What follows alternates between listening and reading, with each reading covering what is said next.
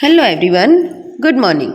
In today's session, we are going to start unit number 10, The Great Stone Face 2. Children, in unit 9, we have seen The Great Stone Face 1. Now, in this unit, we will discuss and we will learn more about The Great Stone Face 2. So, this is the second part of this lesson. Before you read, many years passed. Ernest was now a man of middle age. To his neighbors, who never suspected that he was anything more than an ordinary and familiar face, he was only a humble and hard-working, though thoughtful person. But what about the old prophecy? Was it ever fulfilled? Let us read and find out. The years hurried on and brought white hairs upon the head of Ernest. Children, in the first part of this lesson, we have discussed that Ernest was very young boy. But in this lesson, it is written that now Ernest grows older. He brought white hairs upon his head and made wrinkles across his forehead and furrows in his cheeks. Furrows means deep lines. Old age होने की वजह से जो face पर deep lines होती है we can call it furrows.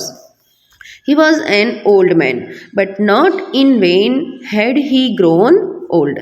More numerous than the white hairs on his head were the wise thoughts in his mind. And Ernest had ceased to be obscure. Unsoundful for undesired had come the fame which so many seek. अब जैसी popularity बहुत सारे लोग usually सब लोग चाहते हैं कि वो लोग पॉपुलर हो, तो अर्नेस्ट जो था वो नहीं चाहता था कि वो पॉपुलर हो, बट उसके बावजूद भी वो बहुत पॉपुलर था. He had become famous beyond the limits of the valley. Even वो अपनी लिमिट के अक्रॉस बहुत ज़्यादा ही फेमस हो गया था. He is well known for his goodness and love for Mankind. और जो पॉपुलर हुआ था वो किसकी वजह से हुआ था? तो उसकी जो अच्छाई थी, गुडनेस थी, एंड मैनकाइंड के प्रति उसका जो लव था, इस वजह से वो बहुत पॉपुलर हो गया था. College professors and even the active men of cities came from far to see and converse with Ernest. Even college के प्रोफेसर्स जो थे सिटीज़ में अराउंड उसके आसपास की सिटीज़ में जो लोग एक्टिव मैन रहते थे वो अर्नेस्ट के पास आते थे, उससे मिलते थे एंड उसके साथ बातें करते थे. And he received them with gentle sincerity and spoke freely with them of whatever came uppermost or lay deepest in his heart or their own. While they talked together, his face would brighten unawares and shine upon them as with a mild evening light.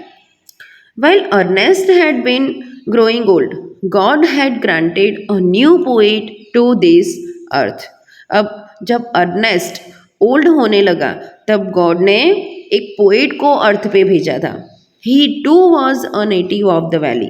अब वो जो poet था वो भी वो valley का native था, but had spent the greater part of his life in distant cities. उसका जो नेटिव विलेज था वो वही था जहाँ पर अर्नेस्ट रहता था, पोएट का, बट उसने अपनी लाइफ का most of time distant cities में स्पेंड किया था, pouring out his sweet music everywhere. Neither was the great stone face forgotten, for the poet had celebrated it in a poem. The songs of this poet found their way to Ernest. He read them after his customary toil. Customary toil means usual work. Seated on the bench before his cottage door. अब जो Ernest है वो अपने cottage door के आगे बैठ जाता था एंड अपने यूजुअल वर्क में, मीन्स जो वो एवरीडे या तो वो फिर यो यूजुअली करता हो, क्या करता था? वो रीड करता रहता था. कहाँ पर बैठकर? अपनी कॉटेज के डोर पर बैठकर. As he read he lifted his eyes to the mountain.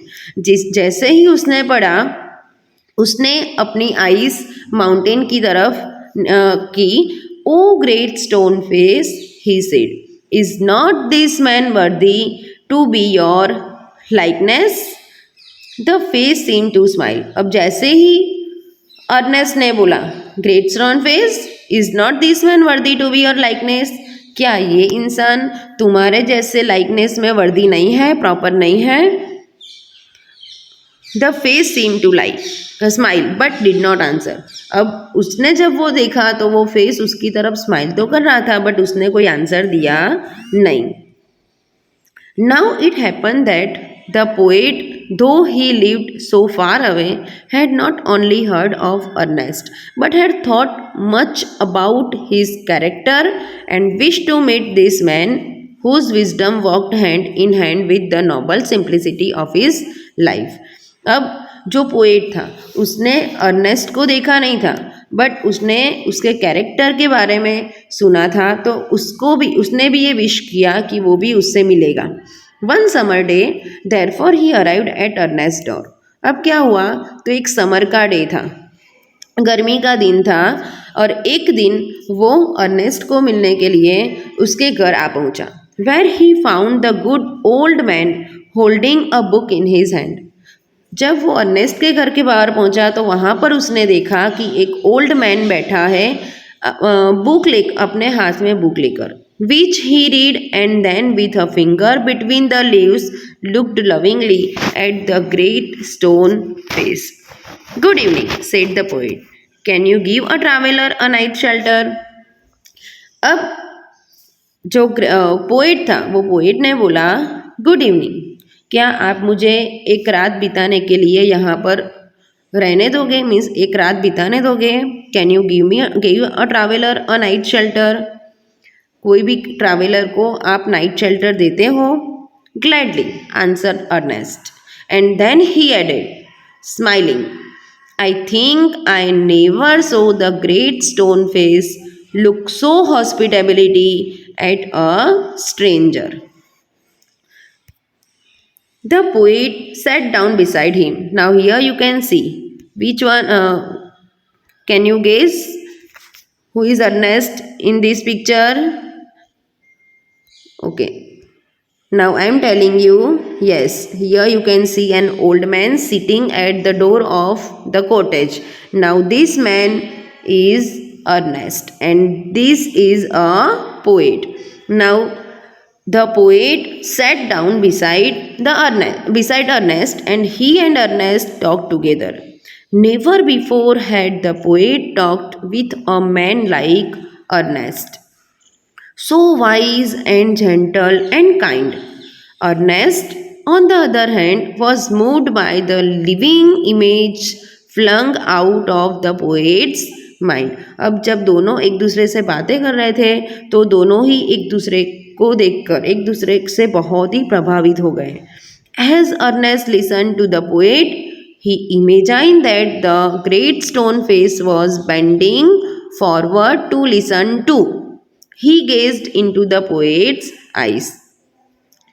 अब जब पोएट कुछ बात करते थे, अर्नेस्ट जब उनको सुनते थे, तो वो अर्नेस्ट जो था वो ये इमेजाइन करता था कि उसके साथ साथ जो ग्रेट स्टोन फेस है वो भी बहुत ध्यान से सुनने के लिए बेंड डाउन हुआ है. एंड अर्नेस्ट पोएट की आंखों में देखता रहता था. Who are you my gifted guest, he asked. अब एक बार अर्नेस्ट ने पूछ ही लिया पोएट से, माई गिफ्टेड गेस्ट, आप कौन हो? The poet laid his finger on the book that Ernest had been reading. अब पोएट ने जो बुक अर्नेस्ट रीड कर रहा था, पोएट ने अपनी फिंगर वो बुक के ऊपर रखी. You have read these poems, said he. You know me then, for I wrote them. क्या बोला उसने ऐसे बोला, You have read these poems. तूने मेरी ये सब जो पोएम्स है वो रीड की है. You know me, तुम मुझे जानते हो. Then for I wrote them, क्योंकि मैंने ही ये सब पोएम्स लिखी हुई है. Again and again Ernest examined the poet's features. He turned towards the great stone face, then back. He shook his head and sighed.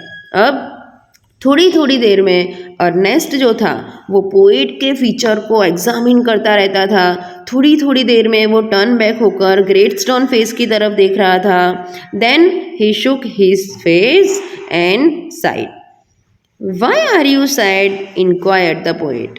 फिर उसका जो फेस था वो साई हो गया था, यानी वो उदास बन चुका था। अब पोएट ने पूछा, वाई आर यू सैड? तुम इतने सैड क्यों दिख रहे हो? Because, replied Ernest. अब अर्नेस्ट रिप्लाई कर रहा है, क्योंकि all through life I have awaited and the fulfilment of a prophecy, and when I read this poems I hoped that it might be fulfilled in you. तो Ernest बता रहा है कि मैंने अपनी पूरी ज़िंदगी ये राह देखने में बिताई है कि वो जो ओल्ड प्रोफेसी है वो एक दिन सच होगी, एंड मैं ये ग्रोथस्टेन फेस के तरफ जो फेस रिजेंबल करता होगा वो इंसान को देख पाऊँगा। और जब जब मैं पोएम्स पढ़ता था मुझे यही होप थी कि वो जो फीचर्स हैं वो मैं आप में फुलफ़िल करवाऊँगा, मीन्स मुझे आप में वो फीचर्स दिखेंगे। You hoped, answered the poet, faintly smiling, to find in me the likeness of the great stone face. I am not worthy to be its likeness. तब पोएट बोल रहे हैं कि अगर तुम ऐसे सोच रहे हो कि ग्रेट स्टोन फेस की तरह मेरी लाइकनेस है, यानी मैं उसकी तरफ रिजेंबल करता हूँ, तो मैं बता दूँ कि I am not worthy to be its likeness. मैं उसकी likeness means great stone face की तरह दिखने में मैं रिजर्व नहीं करता हूँ। Now remaining part of this lesson we will discuss in our next session.